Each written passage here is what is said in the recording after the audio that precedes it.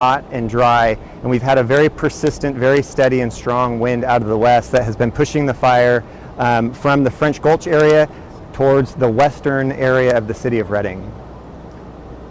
Talk to me about structures damaged, and unfortunately we've seen some people injured and even some deaths in this fire. That's right. So we're very sad to report that we have had two firefighter fatalities on this particular fire.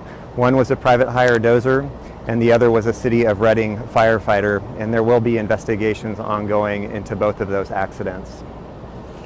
Homes destroyed. We went through neighborhoods, and we see that this fire really looked discriminate in many ways. It took some homes while neighbors' homes were unscathed, and it really shows kind of the erratic nature of what your firefighters are dealing with. Right, so 65 structures have been destroyed so far, another 55 have been damaged. We have about 5,000 that are currently threatened. We know that those numbers are going to go up as we send those damage inspection teams out to the fire area. But one of the things that you did see is this fire has been extremely active and intense. And so we get a lot of embers and spot fires that start out in front of the main front of the fire. A lot of those embers land around homes, on roofs, and can very quickly ignite flammable vegetation around those homes. And so while one home may be standing, the other one may be destroyed because of that ember cast that comes down into the fire area. And we've seen some video of people saying fire nados, or what I understand to be firestorms, correct? Can you talk a little bit about the basic behavior of fire, especially in those situations, right? It's about wind, the oxygen that it's having, and it kind of creates its own microclimate, it seems. It does. So fire influences itself, and it creates its own weather patterns. And so while you may have kind of your macro weather, which is temperature and humidities and winds, the fire can actually create its own weather as well, internal to itself. And that's when you'll see really strong gusty winds around fire.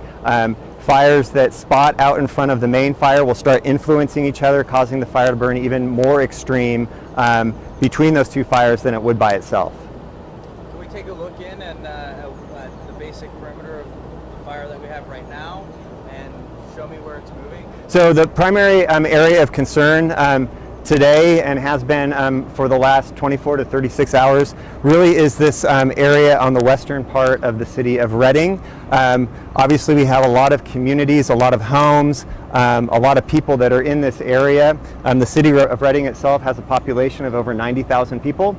So this is the main priority for the incident today. But we do have resources on all parts of this fire. So while this is our focus, we still make sure that we have adequate resources on all the other portions of this fire that are uncontained. So here's Reading, right? This is your main part of Reading. This is the portion that's been hit so far. The most dense, most populated in all of this area is right here? Yeah, so this is a very rural area of the fire. We do have a community of French Gulch, which was initially threatened by the first day of this fire, and much of that community has been protected and saved. But the majority of the population base is within the city of Reading, which is right here. And as you can see, the fire perimeter is still very active on this western portion of the city of Reading. I know last night when we were checking the Carr Fire updates, it was showing roughly 500 structures were threatened, and now it's exceeded that.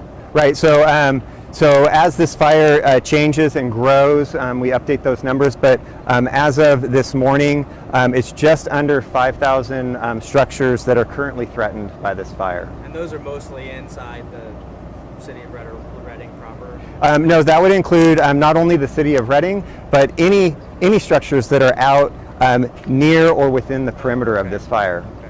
Wow.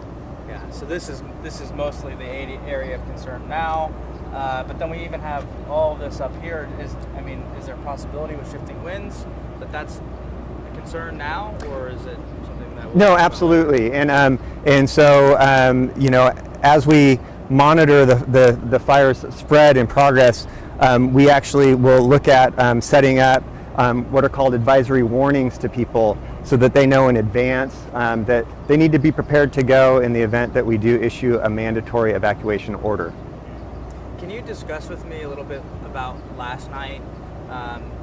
From what I understand, a lot of folks got the knock on the door. You got to get out. You got to get out. But do you know how long they had from the time of those evacuation orders, when we had police and firefighters knocking on doors, to when the fire actually hit those neighborhoods? So I don't know the specific timing on that, but the Shasta County has a code red system set up that people can sign up for to get that reverse 911 call. But what we tell people in situations like this is don't wait for the knock on the door, don't wait for the phone call. If you feel threatened, leave. Yeah. If it's not an area that ends up being under that evacuation order, you can always go home afterwards. Anything else? Anything that I didn't ask you? Anything that you like to? No, anything. I think we covered a lot. Did we talk about weather? A little. Like how it went? Just yeah, and kind of what we're going to see for the today and the next couple days. Let's talk about the next week. Yeah. Okay. So we have been under a very persistent weather pattern of extremely hot temperatures and very low humidities, in combination with that west wind and extremely receptive and dry fuels that are very dense across the landscape.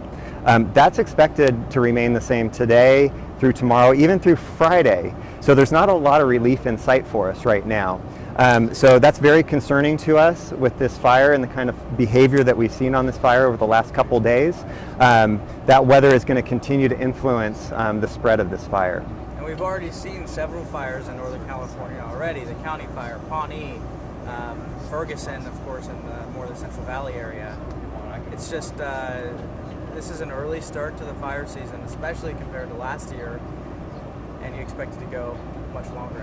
Yeah, this is the new normal for us in California and in Northern California. We're going to continue to see these large and very damaging fires that travel extremely fast and have huge impacts on communities throughout the state. The trends are clear that that fires are increasing in size and severity, as well as with the destructive nature of the fires as well. Anything else? No, it's great, man. Yeah, thank you so I much. Yeah, appreciate it. Keep up the hard work. And I always do ask a question though after I do these. Is there, and I really do mean it when I ask it, because I don't do this on a daily basis. Is there anything that I could have done better? Or no, you did great. Okay.